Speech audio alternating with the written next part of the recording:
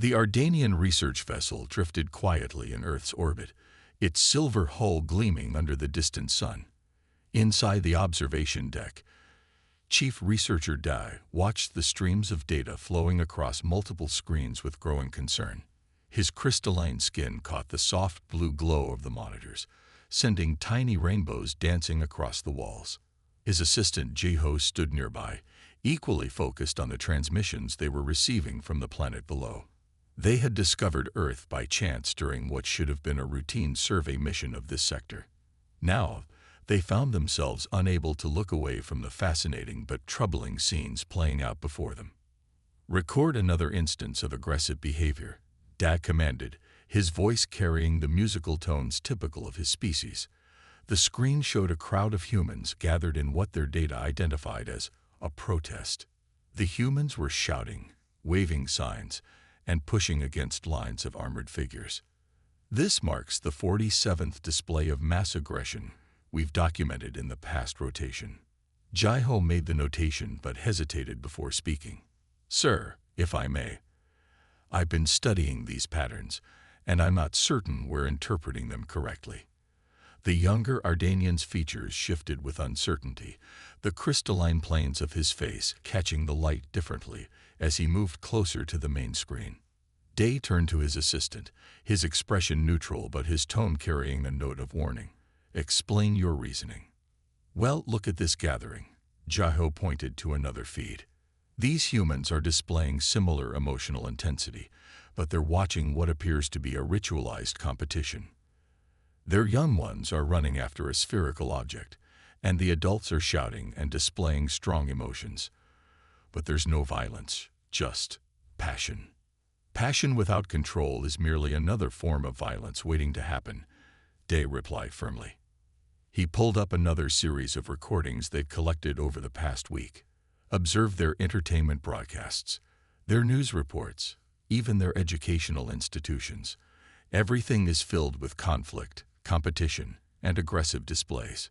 The screen showed a rapid succession of images, military training exercises where soldiers shouted and fought with intense focus, children in playgrounds engaged in competitive games, business meetings where humans argued forcefully over resources and decisions.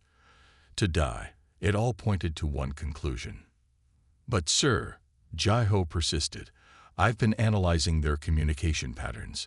These displays of what we're calling aggression, they often seem to serve a purpose. Look at this protest scene again. They're not fighting for the sake of fighting. They're trying to protect something they value. Their anger seems directed, controlled." Dai raised a crystalline hand, cutting off his assistant's argument. "Jeho, you're young. You haven't seen what unchecked emotional species can do to themselves and others. The Council's guidelines are clear. Any species displaying this level of aggressive tendency must be carefully monitored and kept at a safe distance from the galactic community." He began preparing his official report, his fingers dancing over the holographic interface. "I'm classifying them as Category 4, high risk for aggressive behavior. The recommendation will be for minimal contact and continued observation only." Jeho watched his superior work, his own features reflecting disappointment. He had seen something else in the humans, something that went beyond simple aggression. Their anger seemed to have purpose. Their passion appeared to drive them toward protection and progress rather than destruction. But he knew better than to argue further. The research vessel's AI announced the completion of their preliminary survey. Dai finalized his report and transmitted it to the Galactic Council. Within moments, the massive database of galactic civilizations was updated, and Earth was officially marked as a potentially dangerous world to be avoided. As their ship prepared to leave Earth's orbit, Jeho took one last look at the blue planet below. The screen still showed humans going about their lives, fighting, yes, but also creating, protecting, and caring with the same intensity that they showed in their conflicts. He couldn't shake the feeling that they were making a mistake. "Sir," he said quietly as they began their departure sequence, "what if we're wrong about them?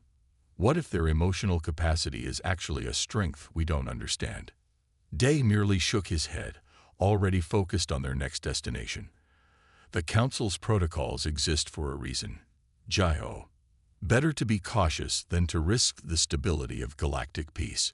Mark my words, nothing good can come from engaging with such an aggressive species. As their ship disappeared into the depths of space, neither Ardanian could have predicted how profoundly wrong that assessment would prove to be.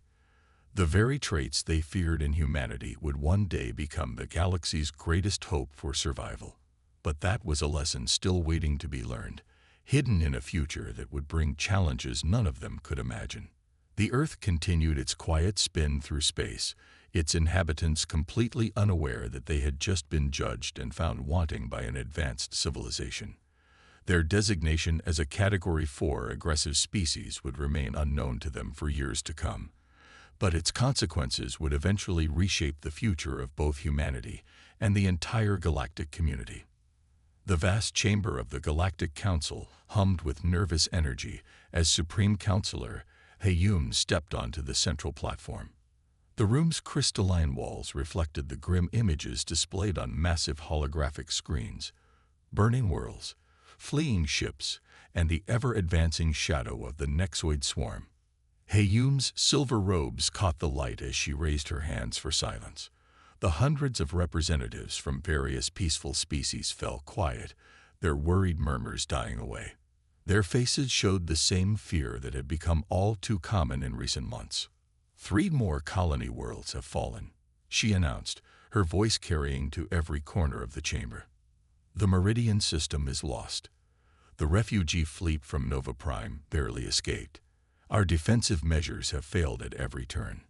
She gestured to the largest display, where real-time footage showed dark clouds of Nexoid ships consuming everything in their path. In the back of the chamber, junior diplomat Sunwoo gripped the edges of his desk. Unlike his fellow diplomats, who watched with quiet resignation, his features showed barely contained frustration. He had spent years studying reports about Earth, fascinated by the species that the Council had chosen to isolate. Now, as he watched another world burn, he couldn't help but think of human historical records he'd reviewed, of how they fought back against overwhelming odds. The Council meeting dragged on as various representatives proposed their solutions. The Salesians suggested stronger shield technologies. The Vorn recommended faster evacuation protocols. The Ardanians called for more diplomatic attempts at communication. The Nexoids have ignored every attempt at peaceful contact, Heyum reminded them, her patience clearly wearing thin. They consume all resources in their path and leave nothing but destruction. We must find a way to stop them. Sunwoo watched as an elder Ardanian representative rose to speak. Perhaps we could offer them alternative feeding grounds in uninhabited systems. The suggestion was met with murmurs of approval from many council members. It was too much for Sunwoo to bear. He stood up, breaking protocol. While we debate, they destroy everything in their path. They took children in their last attack. Children. His voice rang through the chamber, causing several representatives to flinch at his emotional display. Heyun turned her attention to him, her expression neutral but her eyes showing interest.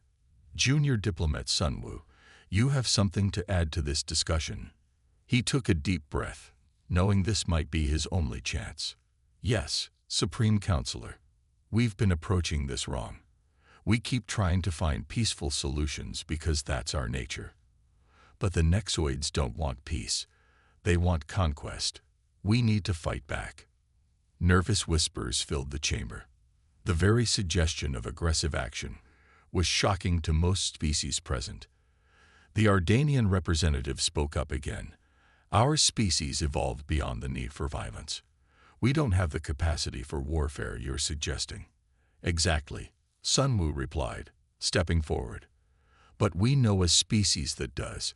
He accessed his personal database, projecting images of Earth onto the main display. Humans have something we lack: the ability to channel anger into protective action. They're warriors, yes, but they fight to defend. The chamber erupted in protests.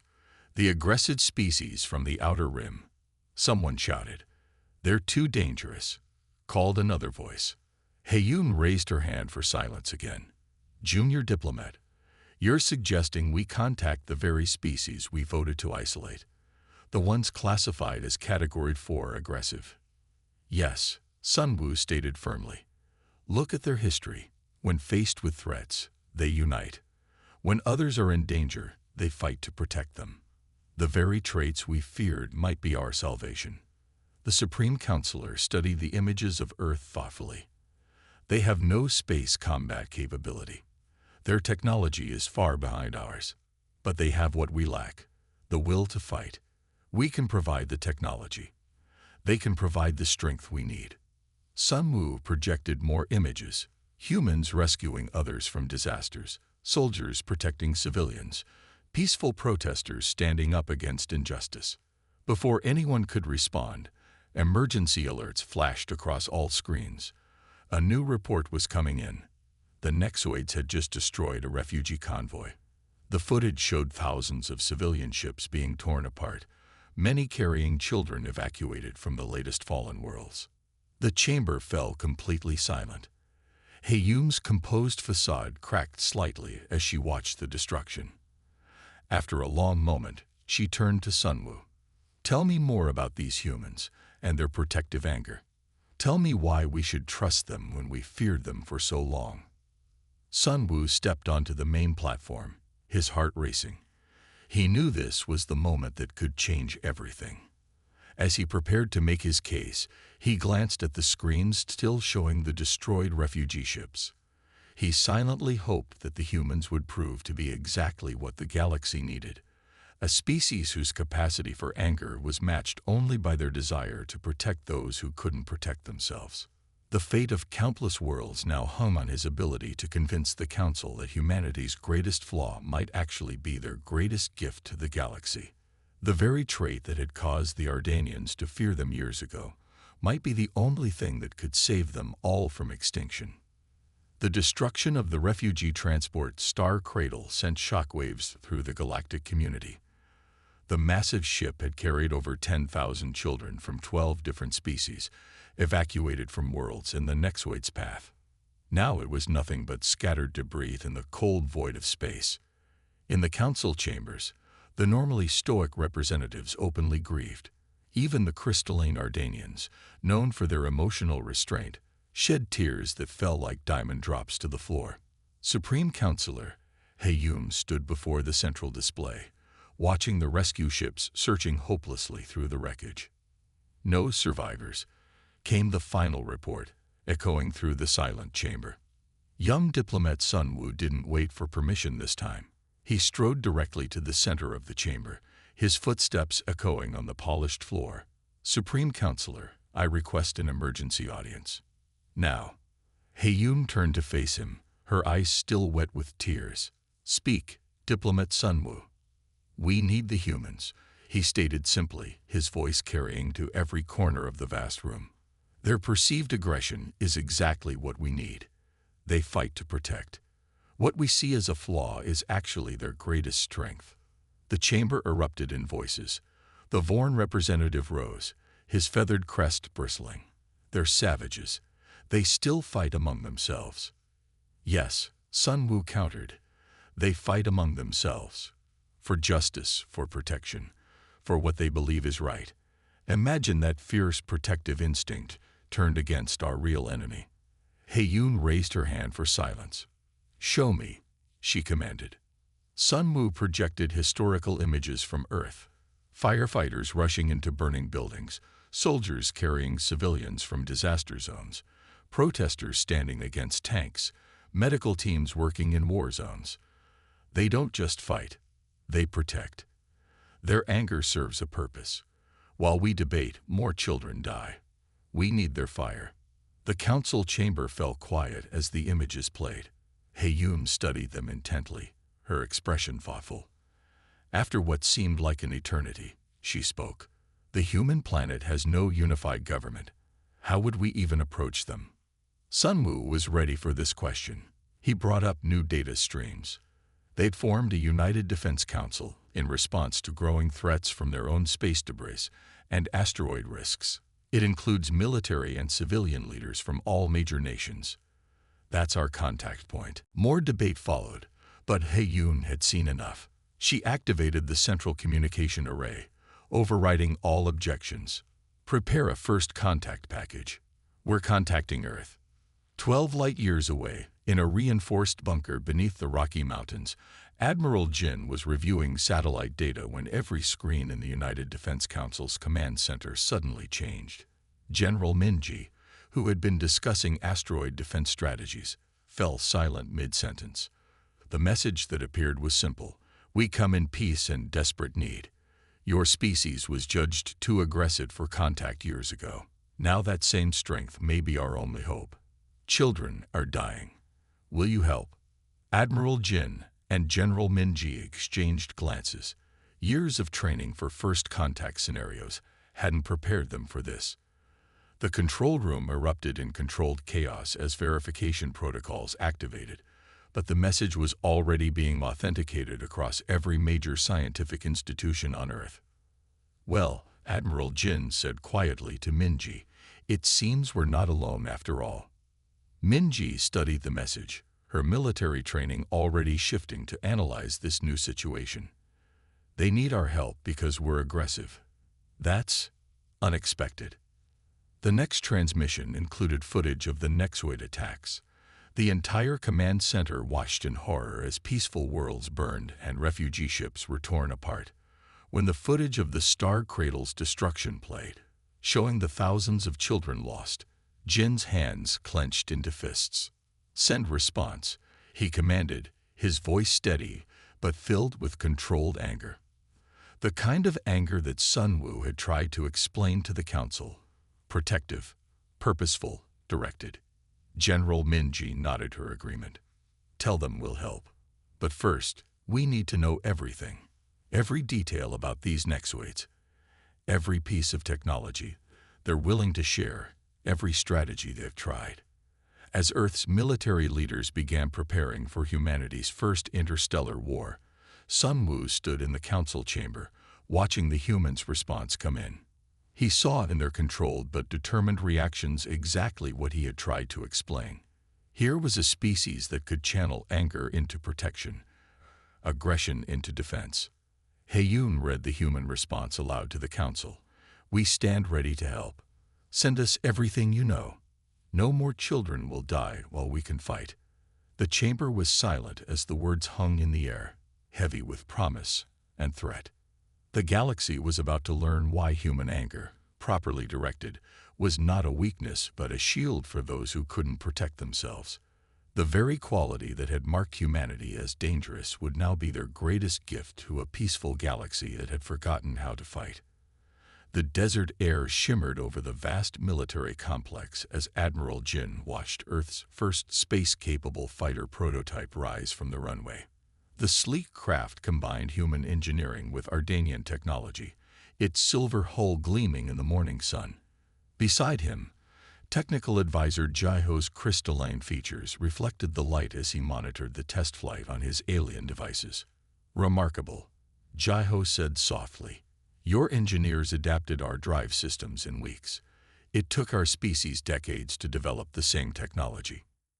Jin nodded, his eyes never leaving the aircraft as it climbed higher. "Necessity drives innovation. We've always known we'd need to reach the stars eventually. We just didn't expect it would be to fight a war."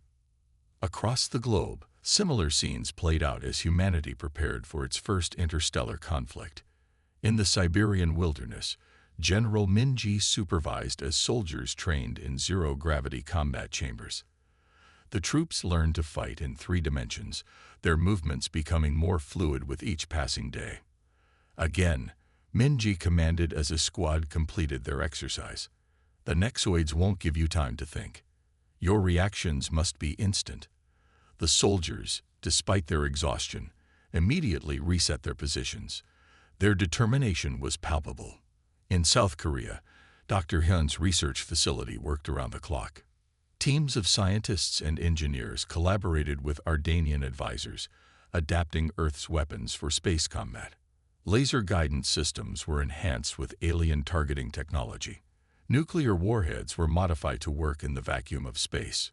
The power output is still unstable, Dr. Hyun muttered, studying the test results of their latest prototype. She had been working for 20 hours straight, fueled by coffee and determination. We need to find a way to handle the heat buildup. An Ardanian scientist named Da, the same one who had originally classified Earth as too aggressive for contact, offered a solution. Our cooling systems might help. Though I must admit, your weapons are far more powerful than anything we ever developed. We had to be prepared, Hyun replied, already incorporating his suggestions into her designs. Humanity has always known we weren't alone. We just didn't know if what we found out there would be friendly. In orbit, the first human space station was being transformed into a military installation. Ardanian shield technology protected it from debris and potential attacks, while human weapons systems were installed along its outer hull. Inside, astronauts trained alongside alien advisors, learning to operate the hybrid systems.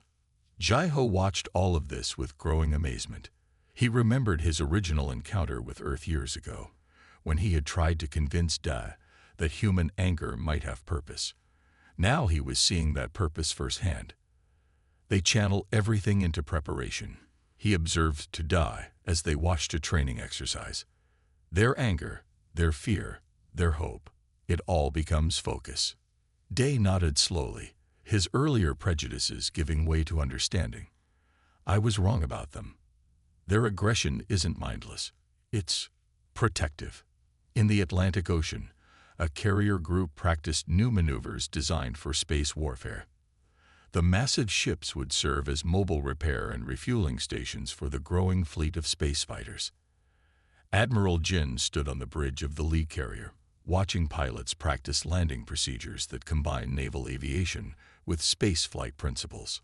We're adapting faster than expected, Jin told Jai-ho, who had become a constant presence at these preparations.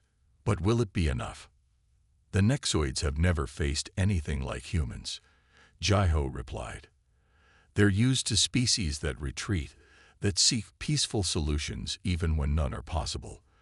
They won't expect an enemy that fights back.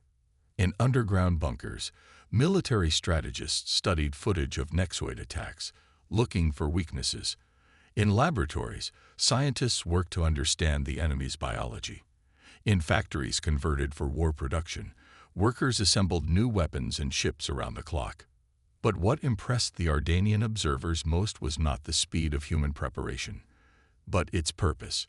Every human they spoke to shared the same driving motivation. They were fighting to protect not just Earth, but all the peaceful species who couldn't protect themselves. As the sun set over the desert testing ground, Admiral Jin and Ji-ho watched another prototype take flight. The human crew had been working for 36 hours straight, driven by the memory of the destroyed refugee ship full of children. Your people called us too aggressive, Jin said quietly. But sometimes aggression is necessary. Sometimes you have to fight. Jai-ho looked at the admiral, understanding finally complete. Not just fight, he corrected. Protect.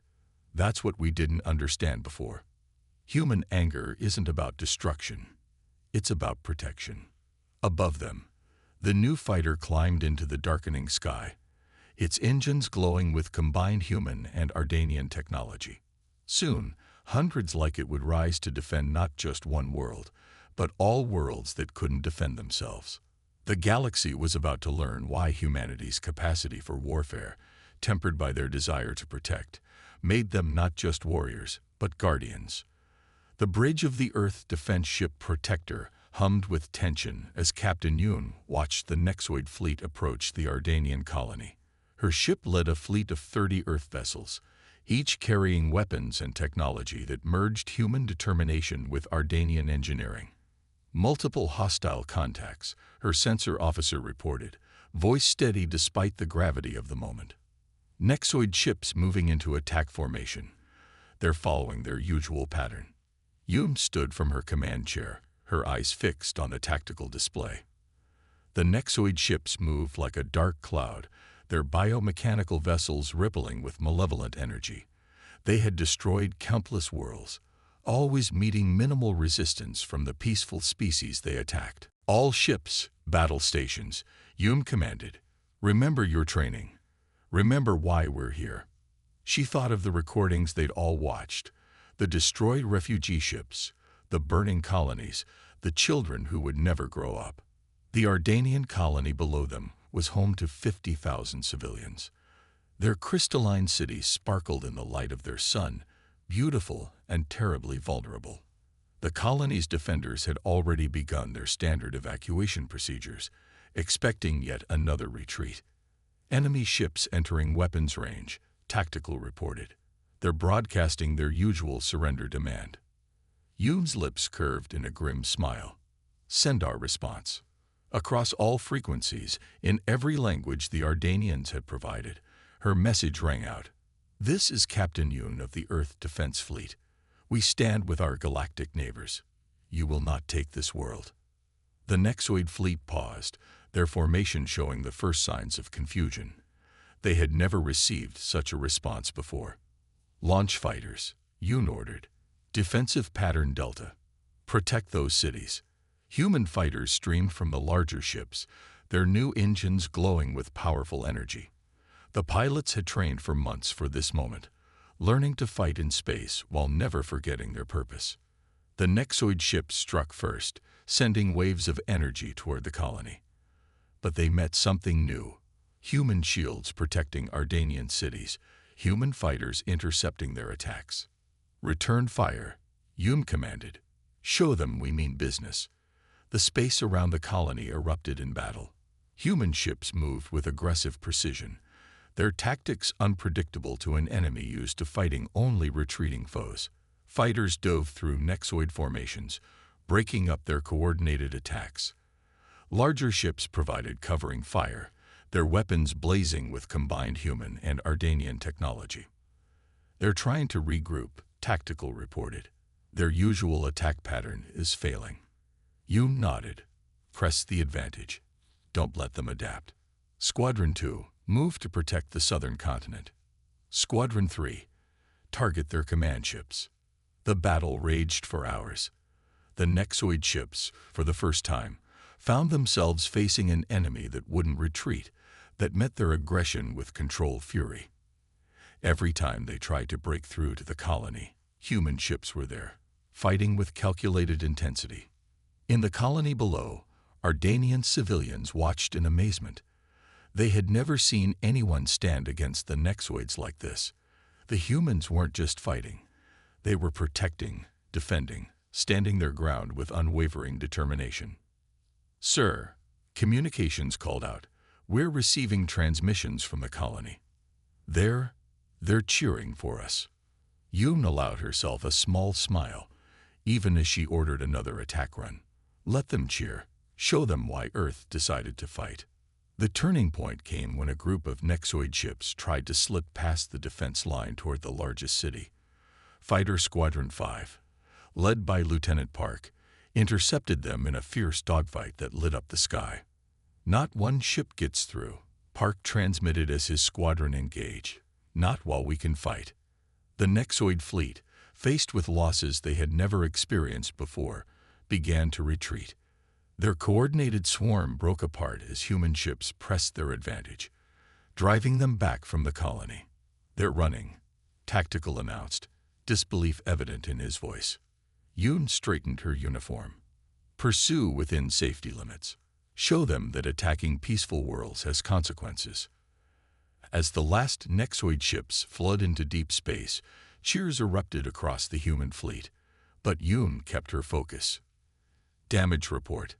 Casualties. I want full status of the colony. The reports came in.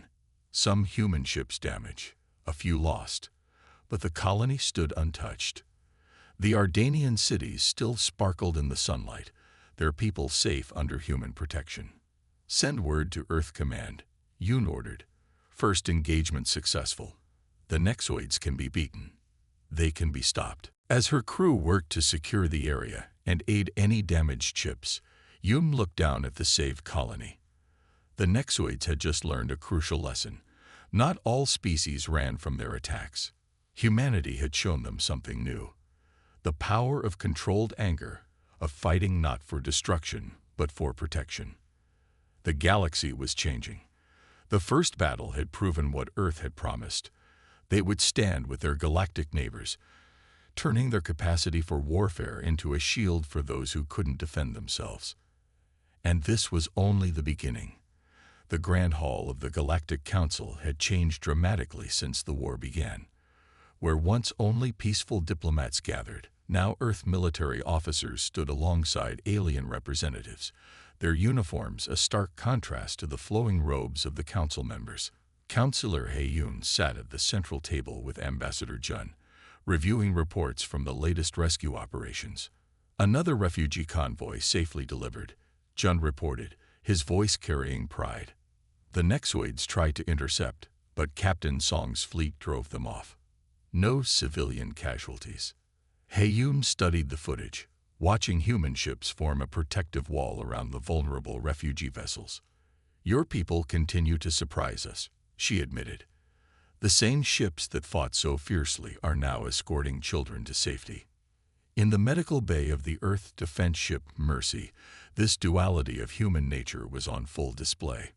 Dr. Kim, who hours earlier had coordinated weapon systems during a battle, now gently treated injured refugee children. Her hands, steady on trigger controls during combat, were equally steady as she healed the wounded. "They're all better," she said softly to a young Ardanian child, whose crystalline features sparkled with tears. "Would you like to see how the bandage glows?"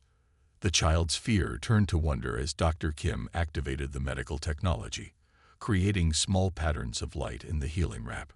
Aboard the flagship Protector, Admiral Jin hosted a delegation of council representatives. They toured the ship, witnessing firsthand how humans balanced their warrior nature with their protective instincts. "This is our combat control center," Jin explained, showing them the advanced systems. "And next door is our refugee coordination center. We believe fighting and protecting go hand in hand." The alien delegates watched in fascination as the crew smoothly transitioned between battle stations and humanitarian duties. In the ship's mess hall, Marines who had fought Nexoid boarding parties now shared meals with rescued civilians, making sure the children ate first. "We don't understand," one Silesian delegate admitted to Ambassador Jun. "How can your species switch so quickly between fighting and nurturing?"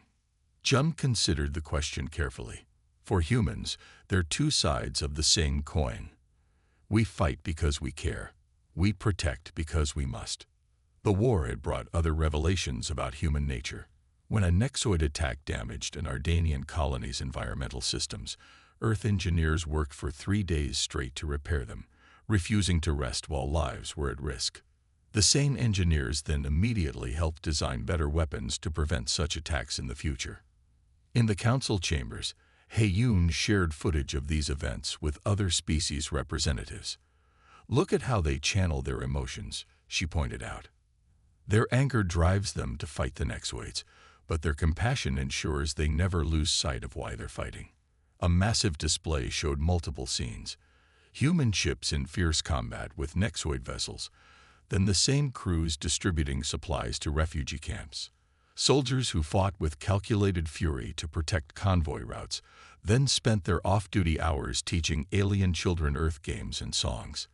"We misunderstood them," technical advisor Jai-Ho admitted to the council.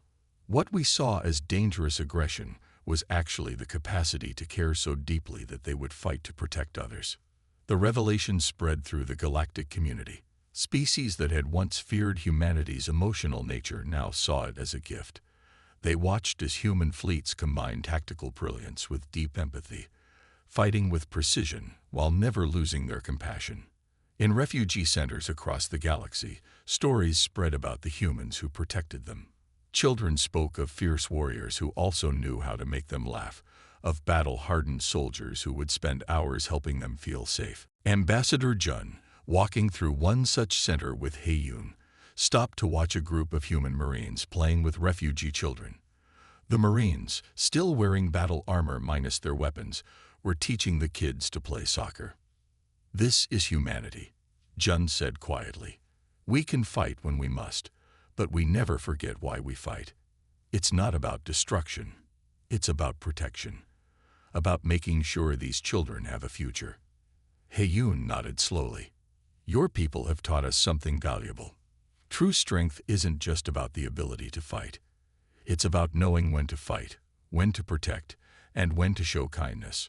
As the war continued, this understanding of human nature spread. The galaxy learned that humanity's greatest strength wasn't their weapons or their tactics. It was their ability to feel deeply, to fight fiercely, and to care completely. The same hands that wielded weapons could heal wounds. The same hearts that burned with righteous anger could overflow with compassion. And the same species that had been judged too aggressive for contact had become the galaxy's most dedicated protectors. In the end, it wasn't just humanity's ability to fight that was turning the tide of war. It was their ability to remain human while doing so. The final battle against the Nexoid stronghold lit up the dark space with explosions and energy beams. Admiral Jin's flagship Protector led the charge, flanked by Ardanian vessels under Commander Daz's leadership. The combined fleet represented everything the war had taught them. Human determination merged with Ardanian technology, two different species working as one. All ships, attack formation. Jin commanded, his voice steady despite the historic moment. Remember why we're here. Remember everyone we lost to reach this point. The Nexoid fortress loomed before them, a massive structure of biomechanical horror that had once seemed unbeatable. But that was before humanity joined the fight, before the galaxy learned that emotion could be a strength rather than a weakness. Commander Daz's crystalline features caught the light of distant explosions as he coordinated with Jin. Years ago, he had judged humanity too dangerous for contact. Now, he fought beside them with complete trust. Human squadrons, take point, Daz ordered. Ardanian ships will provide shield coverage. Together, we end this today. The battle raged for hours. Human fighters darted through the fortress's defenses, while Ardanian cruisers protected them with advanced shields. The Nexoids fought desperately, but they faced an enemy they had never truly understood. Species working together, combining aggression with protection, fury with purpose. When the fortress finally fell, the explosion lit up that sector of space like a new star being born. Cheers erupted across every ship in the combined fleet. The war that had threatened galactic civilization was over. 2 weeks later, the Galactic Council chamber was filled beyond capacity for the victory ceremony. Representatives from every species attended, their diverse forms creating a living rainbow of colors and shapes.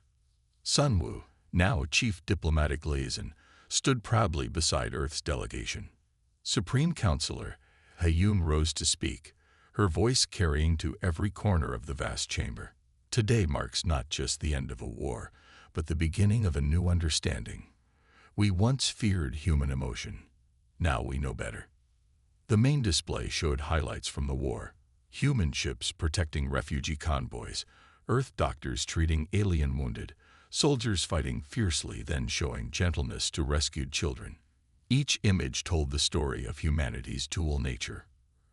Earth is hereby recognized as a principal member of the Galactic Council, Heyoon announced. Their seat will be permanent, their voice equal to any other.